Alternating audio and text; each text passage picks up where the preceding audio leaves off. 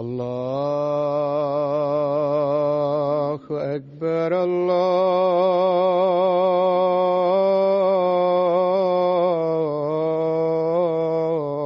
الله أكبر الله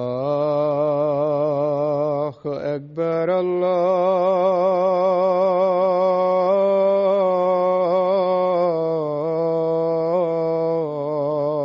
الله أكبر. أشهد أن لا إله إلا الله. أشهد أن لا إله إلا الله. أشهد أن محمدًا رسول الله.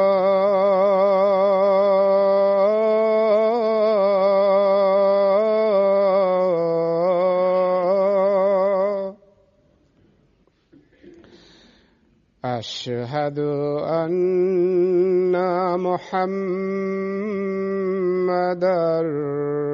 رسول الله. حي على الصلاة.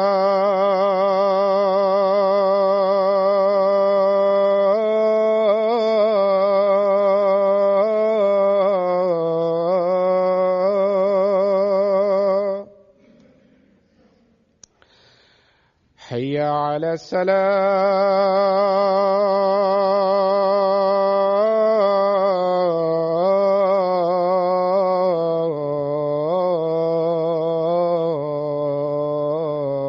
الصلاة. حي على الفلاح.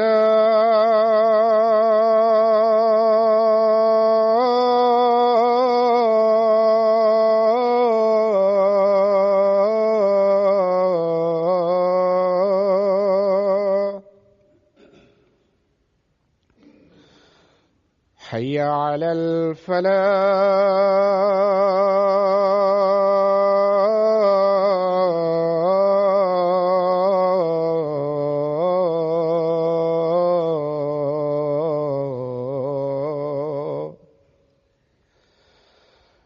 الله أكبر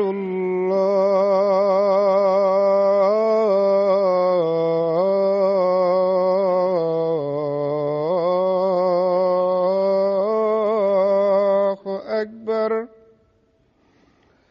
لا إله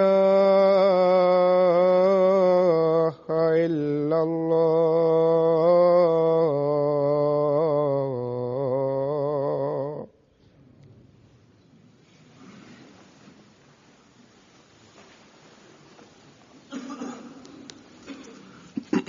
السلام عليكم ورحمة الله.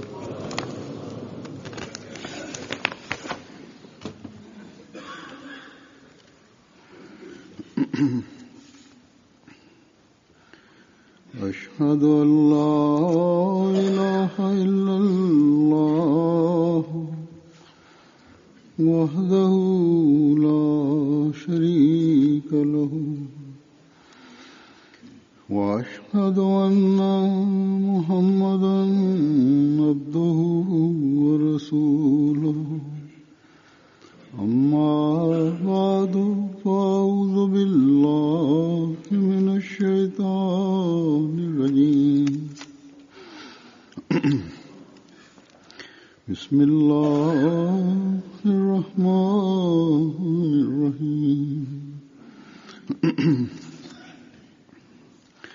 الحمد لله رب العالمين الرحمن الرحيم مالك يوم الدين. إياك نعبد وإياك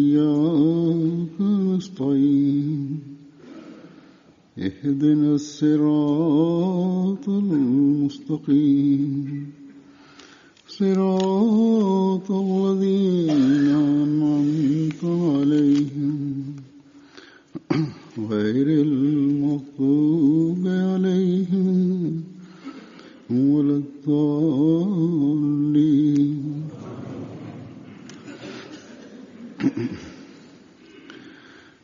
حضرت مسیح موعود علیہ السلام فرماتے ہیں Bismillahirrahmanirrahim. Huzur kaže da je Hazreti Mesih Maud alejhi selam rekao da u skladu sa učenjem Islama vjera i Islam dva dijela su vjere i Islam. Ili drugim riječima možemo reći da ovo učenje ima cilj, dva velika cilja i svrhe. Prvo je da znamo Allaha kao da je uvijek prisutan i da ga volimo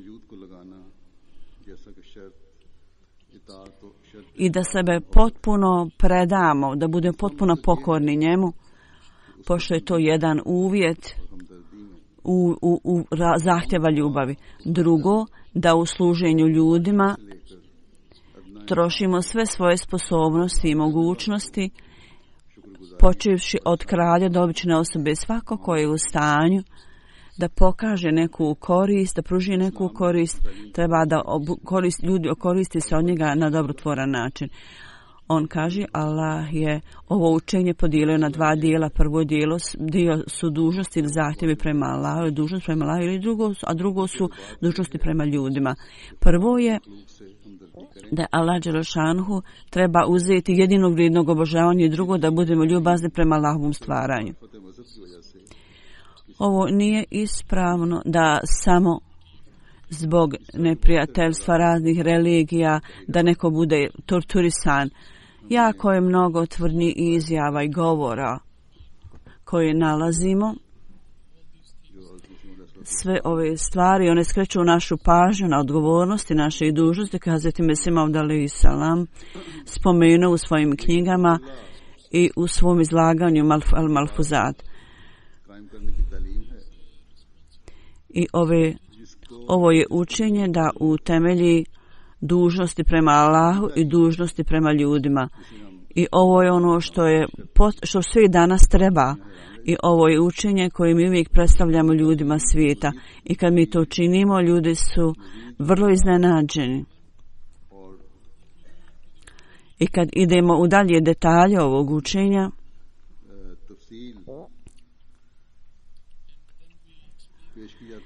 i onda kad objasnimo detalje toga, kad bude to predstavljeno ljudima ili bude spomenuto ljudima, oni su iznenađeni. Slušalci su iznenađeni, u najmanju ruku rečeno. Čak više nego iznenađeni. Čak nemuslimanski svijet, oni su čuli o islamu, šta god da su čuli, od onih ljudi koji nisu muslimani. Samo su toliko čuli da je islam religija terorizma i ekstremizma i uzurpiravanja, otimanja prava drugih ljudi. I njihov argument, njihov dokaz, oni predstavljaju ovaj argument u potporu primjera muslimana koji, nažalost, neki dijelovi muslimana ili neki ljudi, muslimani u ime islama, oni to čine. I kao što sam rekao, kad stvarnost učenja islama bude predstavljena iz časnog Kur'ana, iz plemenitog primjera časnog poslanika, sallallahu alejhi ve sellem, isto tako iz primjera njegovih četvorce halifa, ispravno upućenih halifa, halafete rašidin, kroz ispravne vjernike, onda stvarnost postane očita ovim ljudima. Kad ovo njima bude, kad ovo učenje islama bude njima predstavljeno i da bi ovo učenje bilo učinjeno da ljudi ga prihvate, Hazreti Mesih Maud alejhi selam je u ovo doba došao i džemat Ahmedija je taj koji širi to učenje i isto tako nastoji da postupa prema tom učenju i slijedi ovo učenje. Onda pažnja svijeta bude privučena džemat Ahmedija. Ja sam vidio da čak najgori neprijatelji, kad učenje islama im bude predstavljeno na najbolji način i ovo im bude predstavljeno i kroz praktičan primjer ovo također bude potpomognuto. बहरहाल इस वक्त मैं इसकी तफसील में जाने के बजाय इस तालीम की Na ljudima to ostavlja veliki dojam. Dakle, da idemo dalje detalje šta je ovo učenje, želim da spomenem da nedavno, prije nekoliko dana, Džemat Ahmedija Irske je otvorio prvu formalnu džamiju izgrađenu za svrhu klanjanja namaza. Bila je otvorena džamija i vi ste slušali moju hudbu o tamo i uveče je bio susret sa nemuslimanima, organizovani prijem. I to je također prenošeno preko MT-a. Tako da ste to slušali.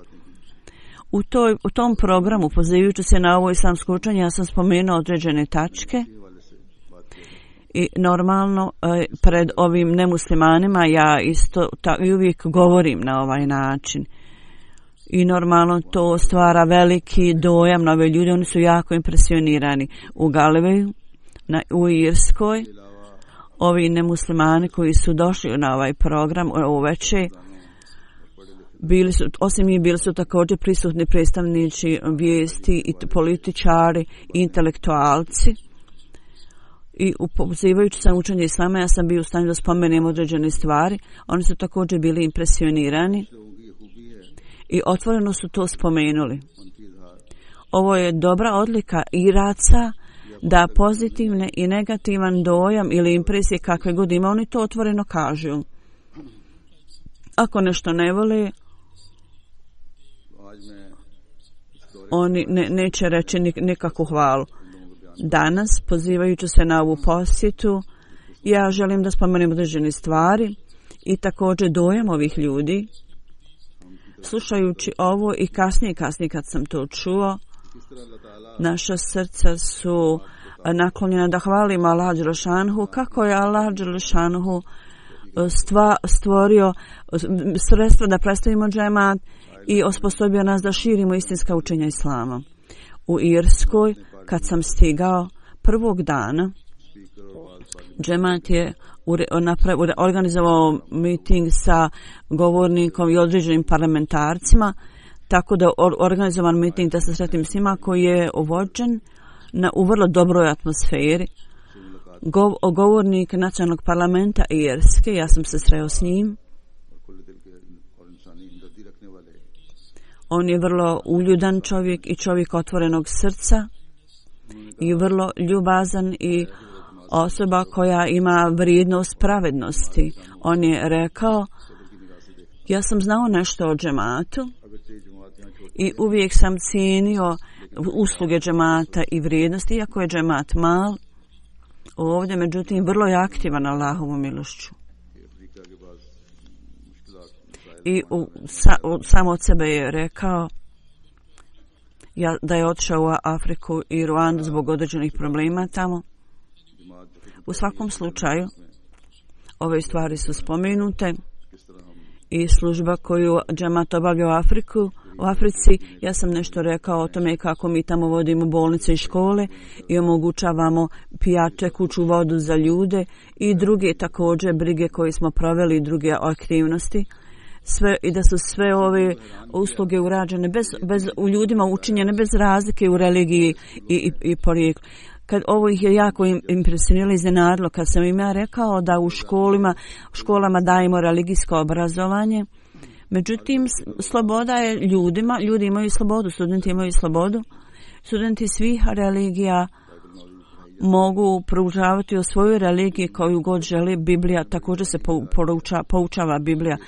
Nakon slušanja ovoga, ovaj govornik je bio jako izuzetno iznenađen jer u kršćanskim školama oni silom, samo oni poučavaju, oni nameću učenje o kršćanstvu i poučavaju kršćanstvo.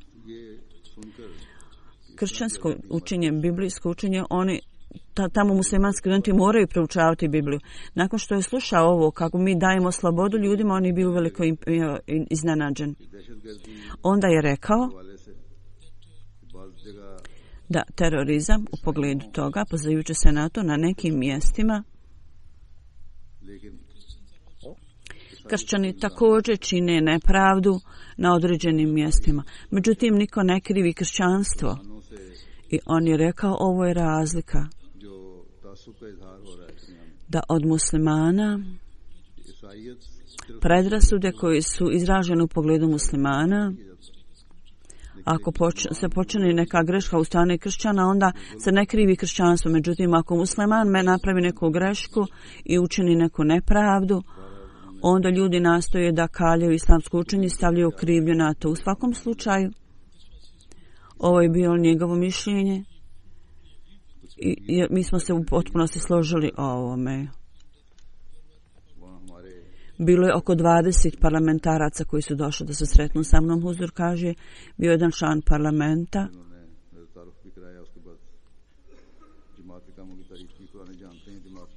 koji je mene predstavio u tom mitingu i rekao je da zna o džematu, da je prijatelj džemata. Također su postavljene neka pitanja na tom skupu. U odgovoru na to ja sam im rekao da u kladu sa predskazanjem časnog poslanika sallallahu alejhi ve sellem dolazak obećanog Mesija alejhi selama se dogodio i ja sam im predstavio sve i druge stvari smo također spomenuli tamo. Ovi političari, oni razumiju da možda džemat Ahmedije nastoji da se odvojimo od drugih muslimana i ako ima ikakve mogućnosti da mi nismo naklonjeni na neki dijalog s njima. Tako da je neko pitao, postoji li kakva prilika ili se dogodila kakva prilika ili je stvorila nekakva prilika da ne Ahmedi ili ne Ahmedi učenjaci ili njihove vođe, a oni koji se suprotstavljaju džematu, a možete sjesti zajedno, da se sjeli zajedno i da diskutujete. Huzur je rekao, ja sam im rekao da smo mi uvijek spremni, ako vi možete omogućiti takvu platformu, mi smo uvijek spremni za to. I ja sam siguran da takvi ljudi neće htjeti doći. Bio je jedan program nedavno ovdje na BBC-u, na televiziji, naša omladina, članovi tima, jedan je bio pozvan tamo i rekli su da će saslušati vaše tačke gledišta. Jedan neahmedi je također pozvan bio. Kad je saznao da Ahmedi dolazi, on nije htio da dođe, on je otkazao. To je to što oni nemaju ništa solidno i što god imaju bazirano je na neistini, na laži. Onda, u pogledu slobode žena, objašnjeno im je da oni su bili zadovoljni objašnjenjem. Onda u pogledu sektarizma oni su postavili određena pitanja zašto šija i suni i druge grupe postoje. Ja sam im rekao da kao što su Jevreji i kršćani podijeljeni u sekte, tako su i muslimani. Međutim, ovo je zapravo predskazano da će ove sekte biti podijeljene, da će ove podjele biti u islamu također i ovo je razlog za početak Ahmedija zajednice, jer ova zajednica treba da objedini ljude zajedno i ovo je posao koji džemat radi trenutno sada. U svakom slučaju, sve ove stvari su jako impresionirale i neki ljudi od njih su došli također na prijem u Galveju i više od 100 gosta je bilo tamo i 5 članova nacionalnog parlamenta i 2 senatora, članova gradskog vijeća, neki policijski službenici u Galveju, njegov predstavnik također.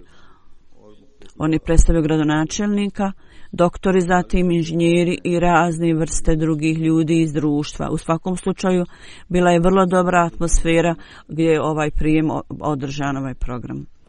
John Robert je jedan političar, on je rekao, nakon ovog programa, on je rekao, ovaj program danas me uzdigao.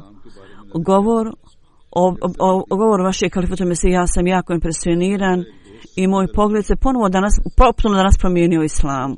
I on je rekao da moj prijatelja živi u Saudi Arabiji, međutim šta god meni on govori o islamu, ja sam čuo potpuno suprotnu sliku o tome. Ja sam vidio ovdje prekrasnu sliku islama.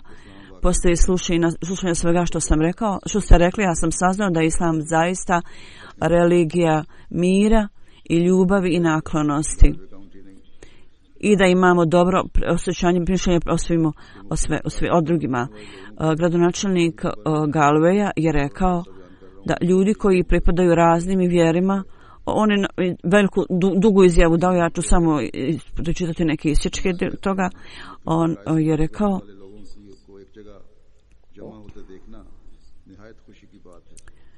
da okupimo sve ove ljude raznih religija, da ih vidimo na jednom mjestu, jer nešto je vrlo zadovoljavajuće. I na Islandu i pogotovo u Galway gradu želi svima dobrodošlicu Islamu Ahmedijatu i da je ovo prekrasno učenje Islama, da protivnici i drugi nemuslimani također cijene ove stvari. Zatim zamjenik govornika nacionalnog parlamenta Michael Peake je rekao, to je bio krasan govor koji smo čuli, rekao je, u pogledu moje poruke, Huzur kaže, on je rekao, zbog ljubavi i mira, poruka koja je data jako je ohrabrujuća i ovo pokazuje koliko ima snage u poruci mira. Onda drugi gost kaže, koji je došao na ovaj skup, rekao, ja sam jako sretan i zadovoljan i impresiran sam porukom mira i ljubavi, ja ću prenijeti ovu poruku drugim ljudima. Onda drugi gost, Dedri McKenna, on je rekao, vidjeti ljude ujedinjene, da imaju isti podlogu i da su ujedinjeni, vrlo je milo, drago mi je da sam to dio, da Allah učini da ovo bude i početak koordinacije i saradnje među ljudima iz sklada. Možda da ljudi razumiju kako da žive život, da poštuju uvažene vrijednosti i Dakle, ovo je džemat je ovako bio predstavljen i islamsko učenje i ovako kako je islam bio predstavljen. Drugi ljudi su također obratili pažnju, posvetili pažnju ovom učenju. Onda još jedan gost je rekao da nema sumnje, ljudi se jako boje islama, međutim ovaj danas skup, ovo nam je dao poruku ljubavi i halifa nas je obavijestio o islamskom učenju ljubavi i mira i mi smo naučili dosta iz ovog programa danas, na ovom programu danas. Onda jedan gost, Daniet, je rekao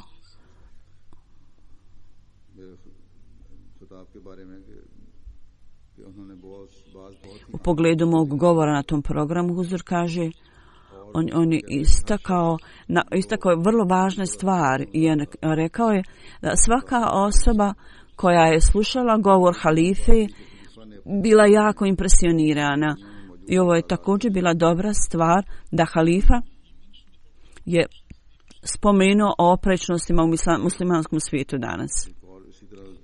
Onda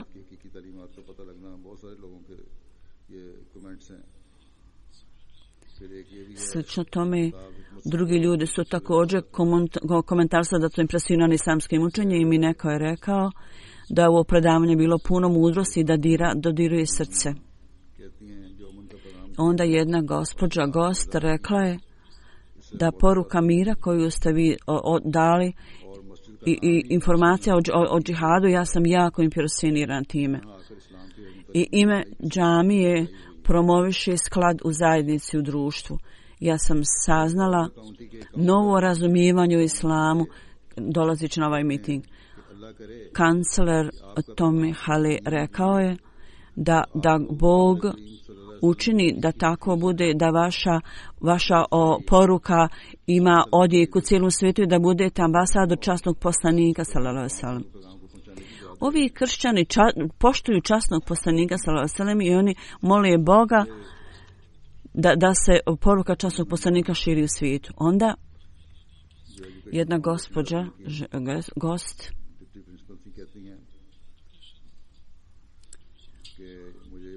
ona je član, ministar za obrazovanje, nešto tako. Ona kaže, ime džamiji Merijem koji ste dali, ja jako to cijenim i iz vašeg govora sam saznala kakav bi bilo položaj, kakav bi položaj Hazreti Merijem. Kako je časni Kur'an spomenuo i kako je časni Kur'an rekao o Hazreti Merijem, to je vrlo fina tačka i svi kršćani treba to da znaju koji uvijek govori protiv islama. Ja nisam znala mnogo o islamu, međutim, nakon što sam slušala govor Halifatul Mesiha, ja sam imala vrlo vrlo dobar dojam o islamu. Jedna žena novinar koja je tamo bila, Mrs. Barta, kaže: prije danas ja nisam bila upoznata o islamu uopšte. Ja sam cijeli dan provela u Mesdžid Merim, u džamiji Merim. I hudba petkom halife i govor ja sam slušala i došla sam do zaključka da je islam religija mira. Ja sam vlastitim očima vidjela kako su Ahmedi dobrog ponašanja, kako to pokazuju. Dakle, dobar moral i dobri primjeri su to što impresionira ljude i mi to trebamo pokazati. Jedna gospođa iz Irske rekla: ja nisam znala mnogo o islamu, međutim jednostavno znala sam do one mjere koje vidimo na vijestima da je to o terorističkim napadima i ubijanju. Međutim, stvari koje je halifa rekao jako su drugačiji. Da je to poruka mira i naklonosti i ljubavi.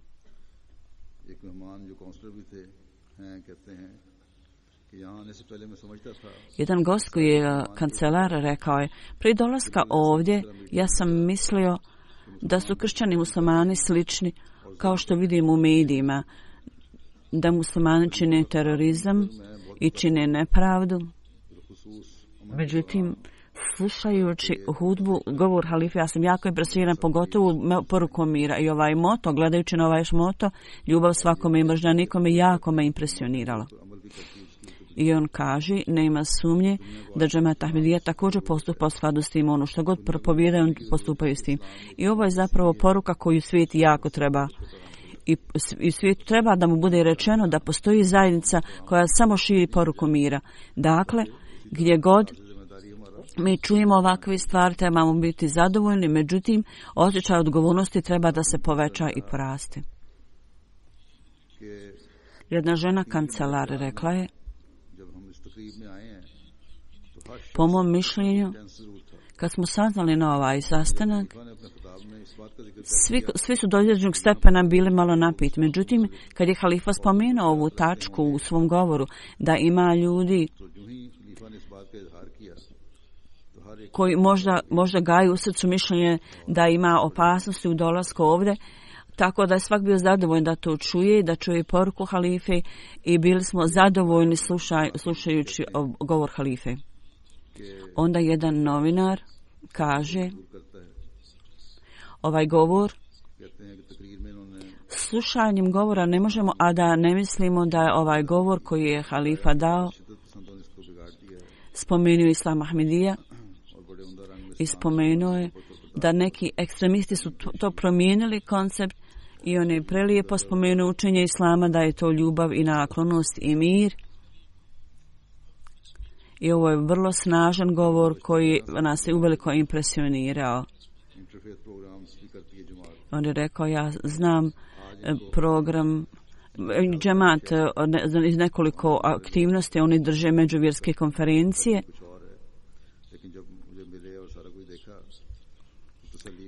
I nekad ima sočaj da ljudi sam radi radi pokazivanja, međutim, kaže, kad sam došao ovdje, ja bio sam u potpunosti zadovoljan da vidim da ovi ljudi rade isto ono što propovijedaju.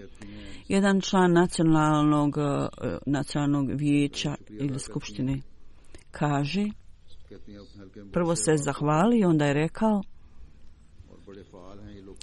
ja znam mnoge ljude u svom krugu, jako su aktivni na lokalnom nivou, svi Ahmedi muslimani, i igraju vrlo važnu ulogu u našem društvu. I ženska organizacija također daje u dobrotvorne svrhe, daje nam za humanitarne svrhe.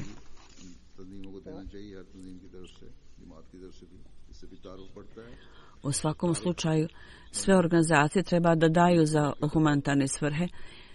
Kaže, to proširuje vaše predstavljanje, vaše zajednice i stvoreni su mnogi drugi putevi za širenje poruke. Onda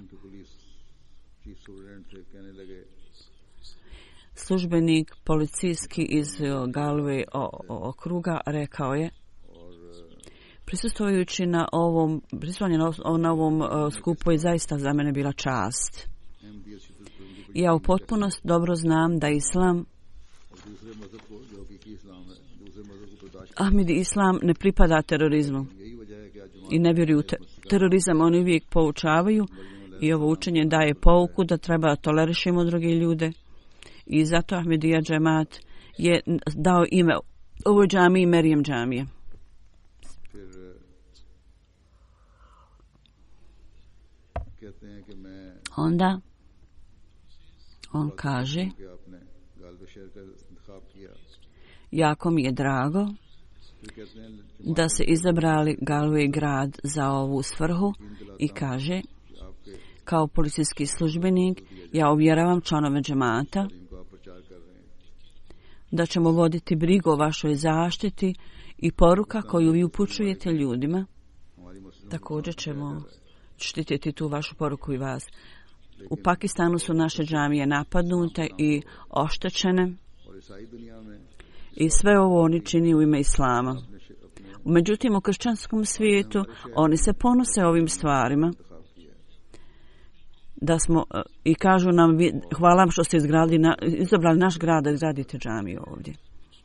I oni spominju da svako ima pravo da tamo obožava Boga. U Indoneziji i na drugim mjestima pred samim očima policije počinjen je terorizam.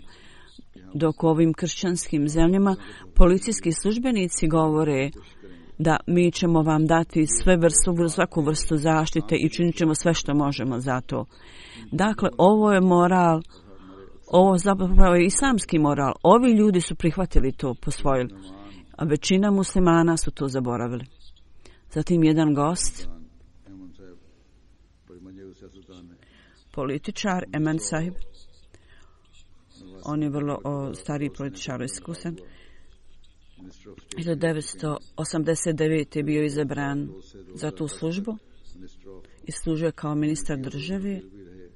Od 2002. do 2010. bio je ministar minister of social protection बने कहते हैं za društvenu zaštitu. 2010. je bio određen za tu službu. On kaže, कोई मौका मिला 2010. मुझे खुशी हो रही है कि आज ja sam imao priliku da prisustvujem polaganju kamena temeljca džamije i drago mi je da je danas ova džamija završena. I jako mi je drago što sam danas ovdje. और प्यार की तालीम से बड़े मुतासर हैं I uveliko sam impresioniran učenjem ove zajednice o ljubavi i naklonosti. On kaže मुताबिक ही काम कर रही है इस जमात ने जिस da ova zajednica je का इनकार किया radi u skladu sa visokim moralnim vrijednostima इससे मैं बहुत मुतासर हुआ हूँ i način na koji su religijski program održani od strane zajednice i kako dovode ljude zajedno. Ja sam jako impresioniran naporima zajednice za tu svrhu. U pogledu nekog sistema, jedan počasni gost, on je neki počasni član, on je bio radio prije, kasnije također došao za aranžman. On je mene vidio, huzur kaže, kako predvodim namaze i održao i hudbu moju slušao i rekao, ja sam katolik i ja idem u crkvu. Međutim, dolaskom ovdje, सुकून महसूस हो रहा है ja osjećam da promjene तक खुदा नहीं मिला se događaju u meni. Ja sam u miru, ja osjećam takav mir, ja ne spoznajem Boga u crkvi, međutim, otkad sam vidio Halifatul Mesija da vodi prevodi namaz, ja sam spoznao Boga ovdje. वो हमारे पीछे नमाज I ja sam pao na seđu skupa sa halifom. लेकिन जो हरकत तुम लोग करते On je klanjao namaz iza nas. सजदे में जाके On kaže, ja nisam znao riječi molitve, ali postupci, gestovi, sve poze, ja sam sve to obavio uskupa s vama. ये जो एक बहुत बड़ा जरिया Onda, इस्लाम का kroz štampu, काफी काम हुआ koje je veliko sredstvo prenošenja poruke, mnogo je posla urađeno. Zatim televizija, देते हुए दिखाया गया koja je prenijela vijesti tamo. देखने वाले पूरे मुल्क I pokazali su mene, huzur kaže, kako održavam hudbu. के मुताबिक To je nacionalni jedan kanal i u skladu prema nekim proračunima skoro 5 miliona ljudi je gledalo ove programe. Skoro cijelo stanovništvo su to gledali, zatim ima jedan irski kanal, TV channel आता है लेकिन također je dostupan na Skype-u, इनकी सुनने वालों की तादाद to je televizijski kanal, međutim radio tamo जुमा भी रिकॉर्ड किया था Ljudi koji slušaju taj program je oko 1 milion. Oni su slušali džumu i poslije džume također su me intervjuisali, Huzur kaže, i pokazali su cijeli intervju bez ikakve promjene, baš onako kako je, bez ikakvog uređivanja i prepravljanja. Pokazali su cijeli intervju. Jedan izvještač koji me intervjuisao, Huzur kaže,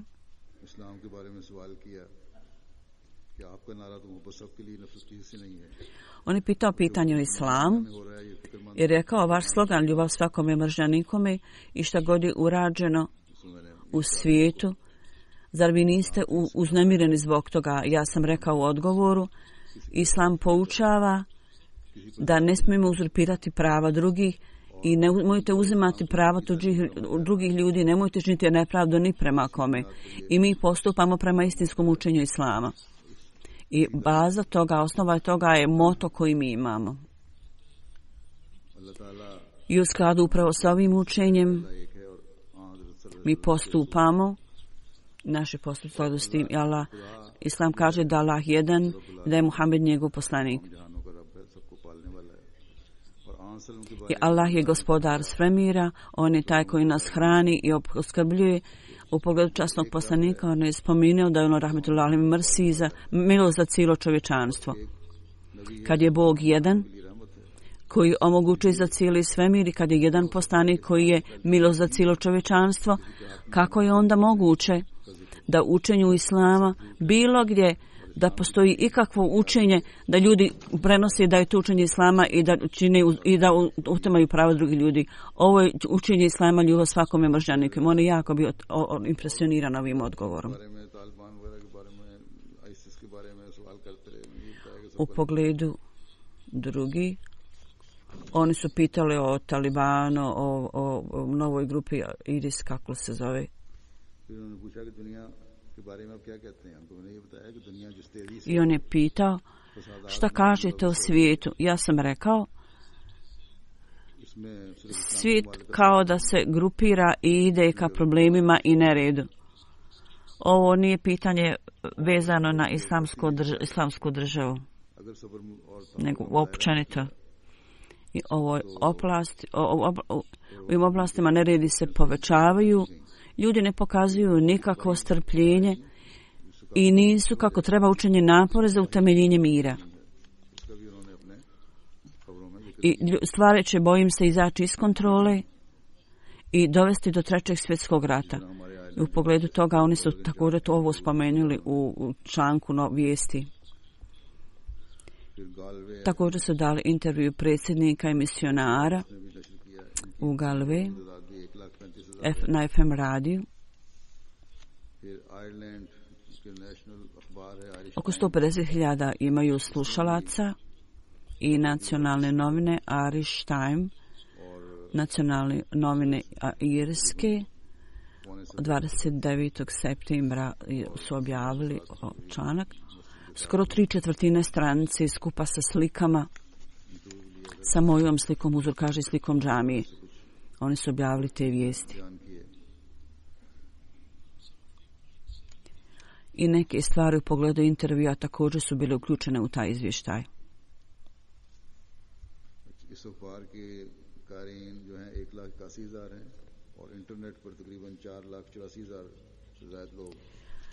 189.000 ljudi čitaju te novine i na internetu mnogo ljudi su također gledali ove novine. Šta su izvijestili izvještanje ovih novina.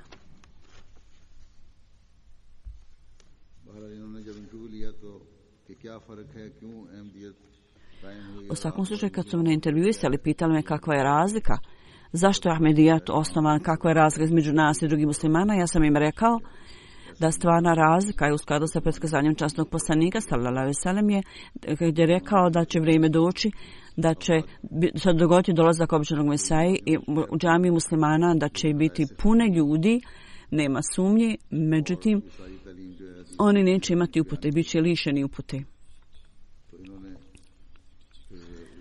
I sva učenja u pogledu toga ja sam spomenuo, Huzur kaže, također sam im rekao, ne samo ovo, nisu samo ove stvari da da hilafet može biti utemeljen od nekih ljudi što tako kaže i tako hoće. Međutim, Allah dželešanu je dao znakove i predskazao znakove koji će biti znakovi da je to istinski halifat. Jedan od tih znakova je da će se pomračiti sunce i mjesec. Ove stvari smo im objasnili i oni su to pribilježili. Vjerovatno su neke od ovih dokaze predskazanja pribilježili i spomenuli. Slično tome, u pogledu slobode i džamija i zaštite, u pogledu toga mnogo stvari je spomenuto. U svakom slučaju, općenito možemo reći ukratko da u mediji u svakom pogledu i televizija i radio i novine svi su dali dobre izvještaje i u cijeloj zemlji. Ove novine su dobro raširene i obavljeno je predstavljanje Islama i Ahmedijata. Dakle, kad mi napravimo džamiju negdje, Allahovom milošću, to postaje sredstvo i omogućava prilike širenja istinskog učenja Islama. I ovo je također Allahova naklonost da on također blagoslovi moja putovanja, Huzur kaže. Sav ova potpora i pomoć i blagoslovi u predstavljanje koje je dato i putevi i prilike koje su omogućene u skladu sa Allahovim obećanjem koje je on dao obećano Mesiji alejhi selam. To je ono što je bitno i zbog toga mi dobivamo te sve blagoslove. Naši napori su beznačajni. Bitna je Allahova beskrajna pomoć i potpora koju svaki Ahmedi musliman postaje zbog toga snažniji u svojoj vjeri. I ovo jeste slučaj. Hazreti Mesih Maud alejhi selam kaže na jednom mjestu da je iznenađujuće je da Allah dželešanu s ciljem da ispolira istinu i da dadne potporu našem pokretu. Allah je tako snažno istakao to i pokazao, međutim ipak ljudi još uvijek ne otvaraju svoje oči. Ovo su načini putevi Allah dželešanu da odbijanje ovih protivnika privlači Allahovu pomoć za nas. On kaže, jedan protivnik je meni napisao pismo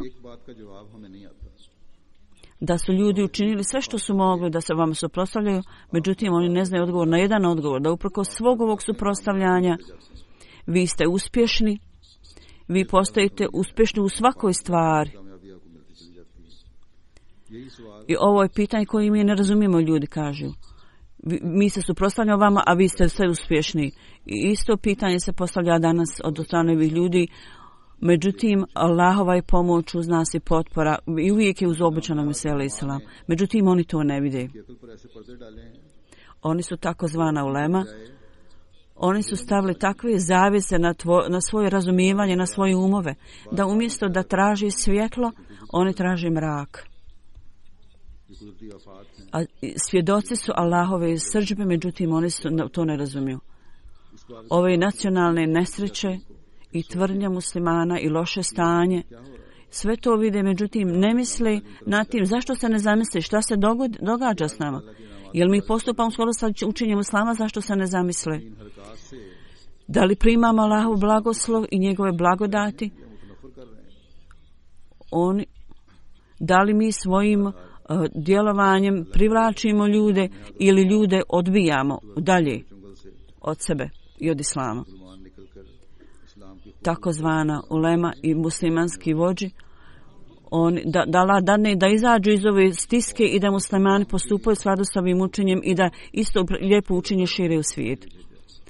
I treba da prihvate imama koji je poslan za ovu svrhu.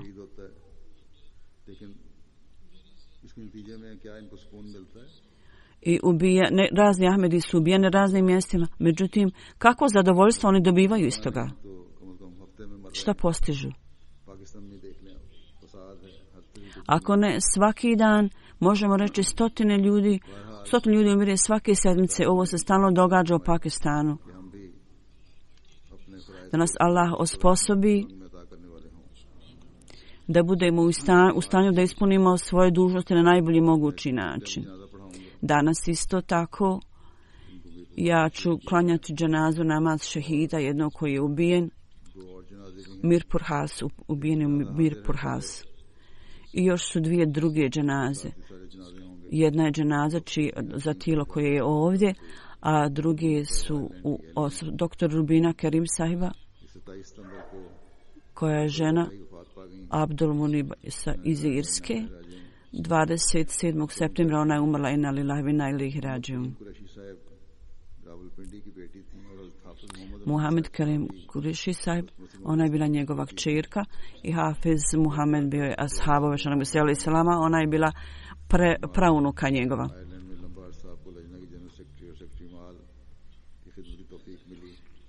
2000. godine bila generalni sekretar leđna na Islandu, u Irskoj. Također 2009. bila je zamjenik predsjednika istočne oblasti, radila je za leđnu i aranžman za džumu u centru ili džamija, dok džamija još nije bila tu, održavala se u njenoj kući. Ona je bila vrlo aktivna i bila redovna u namazima, gostoprimljiva i puna i sva od ibadeta i pazila je na siromašne ljude i bila je vrlo predana služenju i uvijek je bila dobrog načina ponašanja i ljubazna i puna hvale. Bila je vrlo aktivna i u financijskom žrtvovanju. Za neko vrijeme nije se osjećala dobro, imala je rak, međutim s velikim strpljenjem i ustrajnošću ona je potrošila vrijeme i nikada nije spomenula nikakve prigovore. Ona se srela sa mnom, huzur kaže, nedavno. Iza sebe ostavila malu djecu i brinula se da joj djeca ne budu iskvarena atmosferom ovdje. Huzur kaže da Allah ih zaštiti i da Allah čuva ovu djecu u svojoj zaštiti. Ona nije mogla prisustvovati otvaranju džamije. U subotu je umrla. Kao što sam rekao, osim muža ostavila je 2 sina. Obodvoje su u vakfina u programu, obodvoje djeci. Ovaj šehid koji sam spomenuo, huzur kaže, Mukarem Mubashir Ahmed Kuca sahib, sin Muhammed Jalalul sahib iz Mirhur Pasa. Mirhur Pas grada.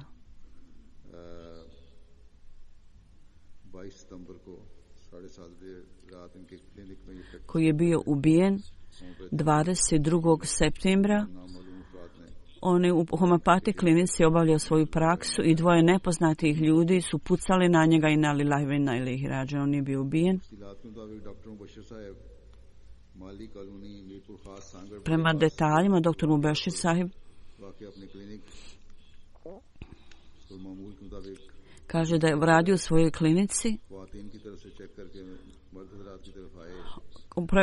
pregledao je pacijente kad je došao sa ženske strane na mušku i on je sjedio u stolici i 2 nepoznati ljudi su došli na motoru i jedan od njih je ušao u kliniku i počeo je pucati u njega i 5-6 metaka su pogodili njegovu glavu i prsa i rezultat toga oni umre inna lillahi wa inna ilaihi rađiun. Njegova porodica 1954. su preselili iz Dusru Kormera. Preselili su i njegovoj porodici Ahmedijet je došao kroz njegovog oca 1954. Predstavljen im je Ahmedijet i oni su dali bajat na ruci Hazret Kalifatul Mesih II. I doktor Sahib, kad je on postao Ahmedi, bio je izbačen iz svoje kuće. I tada je Gulam Resul Sahib mu je dao zaštitu.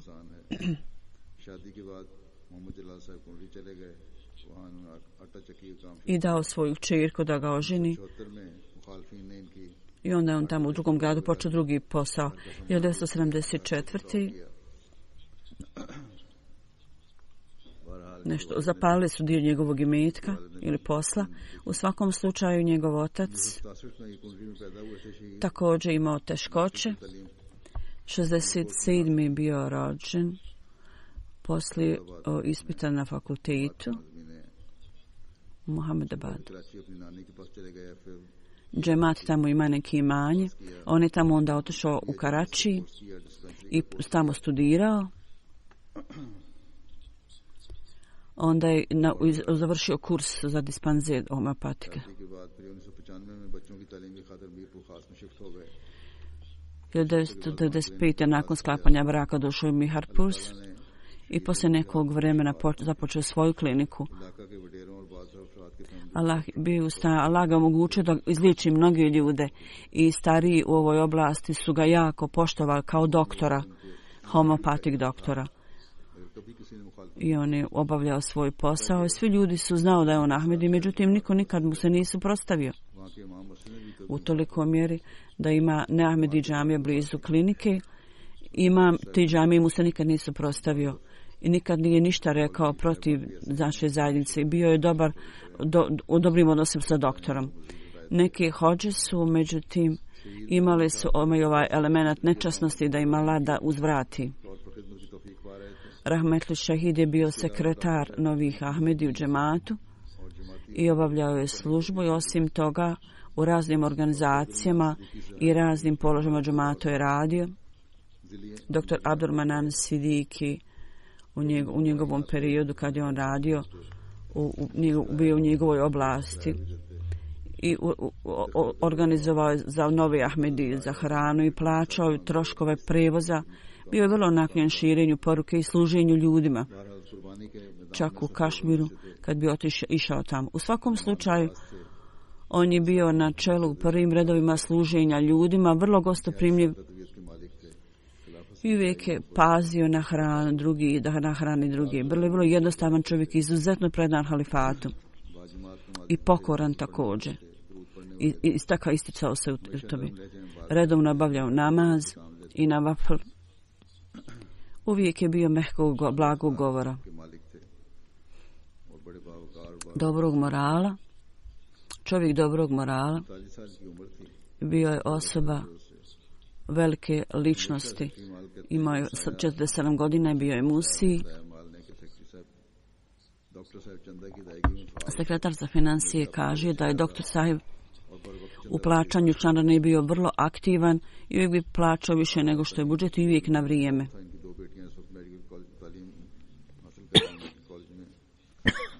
Imao je veliku želju za obrazom svoje djece i njegove kćerke su na medicinskom koledžu i 2 sina su također na visokom obrazovanju. Imao je naviku da žvače, nisam razumjela šta, ali uspio da se oslobodi te navike.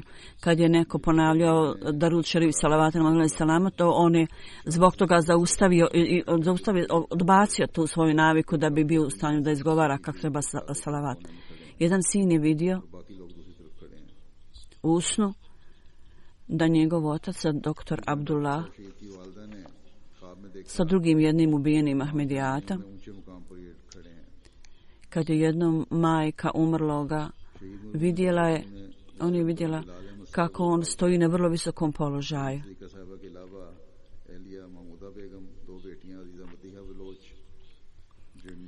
On je ostavio ženu, 2 kćerke,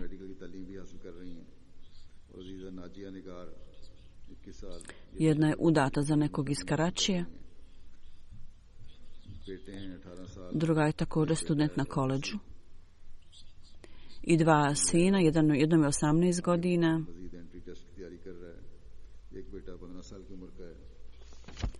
i on se priprema za fakultet, a jedan sin je 15 godina star. Da Allah uzdigne položaj naših šehida i njegovim roditeljima i djeci, dadne udobnost i da pazi na djecu njegovu i sve dobre želje koje ima o svojoj djeci, da Allah ispuni sve to.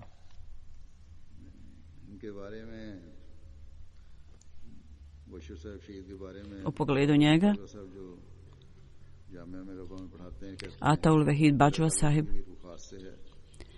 koji je učitelj u džamija Rabva, kaže, ja sam iz Buhirpas i naša kuća je bila vrlo blizu njegove kuće, ovog doktora umrlog, i ja sam ga vidio izbliza. On je vidio osoba vrlo dobrih manira, uvijek je razgovarao s ljudima sa osmijehom na licu i na vrlo privlačan način je govorio i čitav miting kad je učinio da bude živ.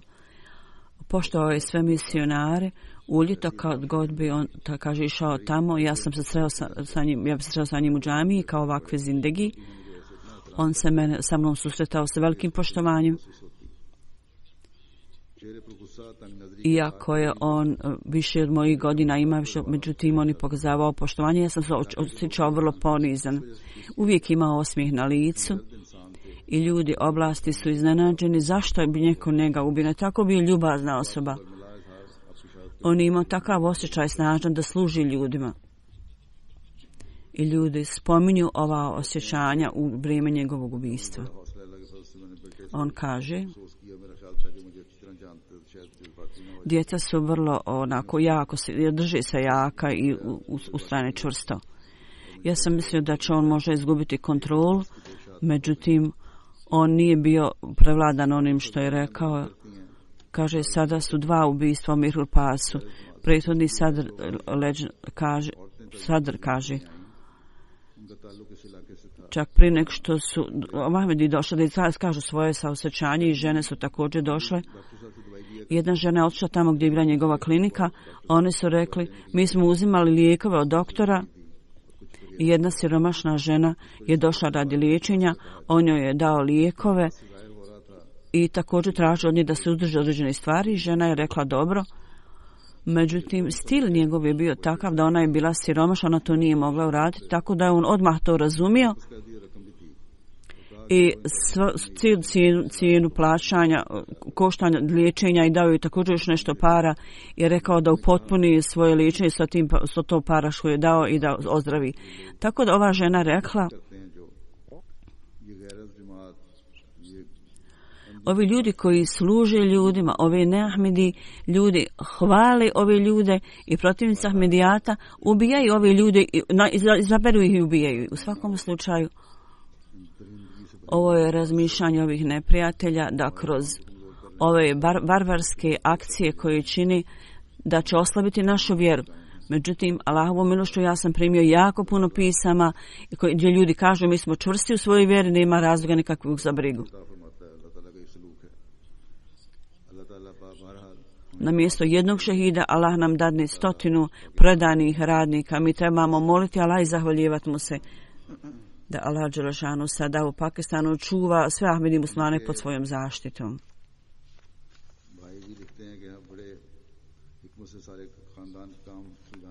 Njegov brat piše, na vrlo mudan način on bi rješavao porodične probleme i familije su se savjetovale sa njim. On je pazio na braću i na sestre i sestre njegove su imale neke financijske probleme i on bi uvijek pomagao.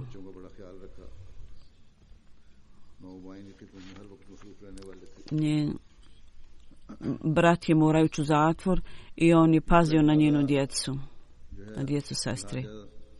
Treća dženaza je za El Hadža Latif sahibu.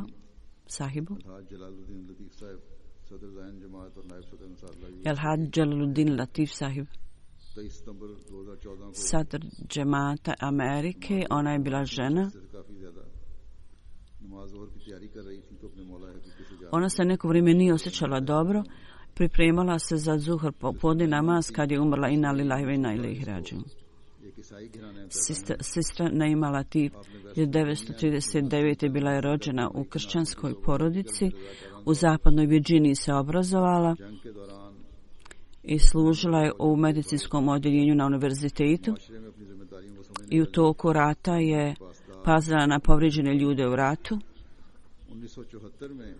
i držala se zakona, miroljubiva žena. 1994. je prihvatila Ahmedijat i ličnim proučavanjem napravila je veliki napredak u vjeri. U Nadželsi 2000. godine ona je došla ovdje da vidi Hazret Kalifatul Mesih četvrtog Huzur. Kaže, Huzur joj je rekao da liči kao rođena Ahmedi. Sestra Naima nikada nije propustila džumu namaz, uvijek je prisustvovala programa džemata, postila je u Ramazanu, nikada nije propustila post i postupala je redovno po učenjima Islama. Svake sedmice je postila i također bila u itikafu, također u volonterskom poslu uzimala je učešće i slabi ljudi koji nisu došli do džamije, ona bi im obezbeđivala prijevoz. 2002. godine skupa sa delegacijom američkog džemata, obavila je hadž. Uključila je svoju djecu u džumu i uzimala je dopust i redovno je učila Kur'an i isto tako u djeci usadila istu naviku. I zajedno su klanjali u džematu Magrib namaz akšam. I također djeca iz oblasti oko njene kuće također su dolazili da klanjaju namaz zajedno.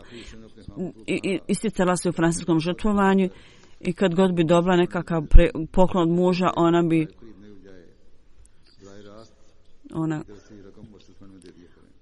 bi to davala za fond za džamiju. I tako je rekla i mužu. Tako da umjesto da mi daješ ovaj dar, samo dadni nešto u džamiju za fond za mene. Takva predanost je poklonjena ovoj osobi bila, tako je Allah poklonio. Ona zaista je mrzila ogovaranje. Ona bi rekla, ne želim da jedem mrtvo meso svoga brata. Znači to je jednako ogovaranju.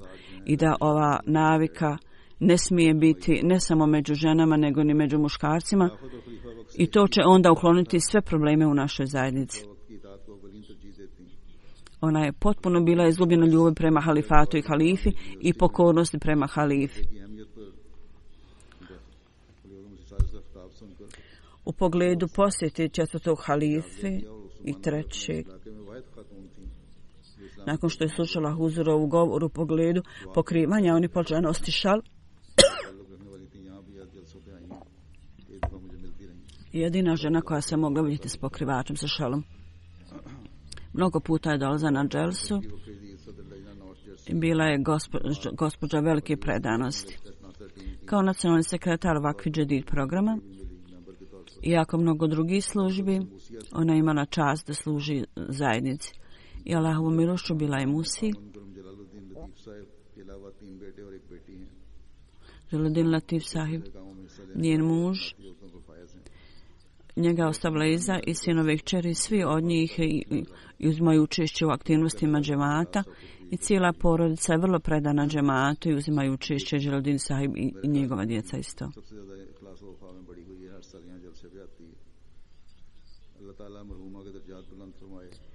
I ja mislim da je kćerka jako ističe se u predanosti, da Allah uzdigne položaj ove umrle gospođe i pokazuje ljubav i milost prema njoj i također dadne udobnost njenom mužu i djeci.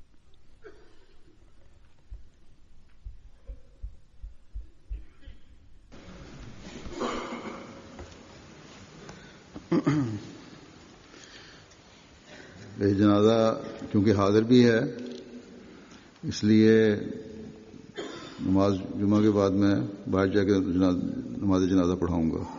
अब आप यहीं मस्जिद में सफ़े दुरुस्त करके नमाज पढ़ें.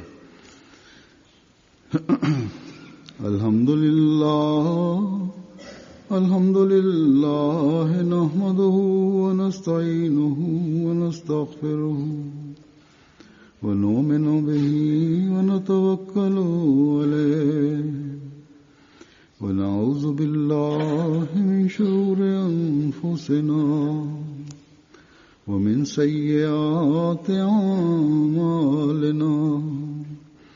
من يهده الله فلا مضل له ومن يضلل فلا هادي له ونشهد أن لا إله إلا الله ونشهد أن محمدا عبده ورسوله. عباد الله رحمكم الله إن الله يأمر بالعدل والإحسان وإيتاء ذي القربى وينهى عن الفحشاء والمنكر والبغي يعظكم لعلكم تذكرون. اذكروا الله يذكركم وادعوه يستجب لكم ولذكر الله أكبر.